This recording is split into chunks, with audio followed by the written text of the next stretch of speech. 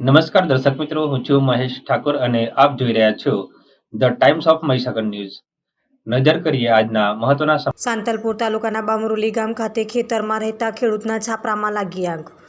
પાટણ જિલ્લામાં સાંતલપુર તાલુકાના બામરોલી ગામ ખાતે ખેતરમાં રહેતા ઠાકોર સક્તાભાઈ સામતભાઈના ખેતર રહેવા માટે બનાવેલ કાચા છાપરાની અંદર આગ લાગવાથી 47,000 રૂપિયા રોકડા, 4 લાખથી વધુની કિંમતના દાગીના બળીને ખાખ થઈ જતા ખેડૂત ઉપર આફત આવી પડી.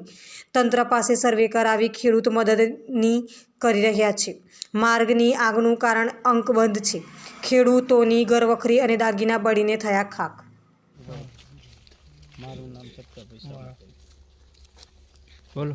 સક્તાભાઈ સામતભાઈ મારું નામ, ગામ બામરોલી, તાલુકો સાંતલપુર, જિલ્લો પાટણ. આ બીના બની ઝોપડો હરગી જાવ ગમે તે રીતે.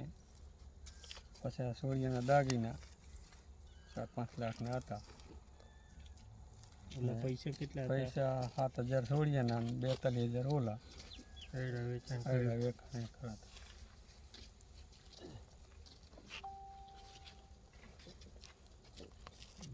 આપના વિસ્તારના પડે સમાચાર જોવા માટે અમારી channel the Times of Mahisagar ન્યૂઝને લાઇક, શેર અને સબસ્ક્રાઇબ કરો.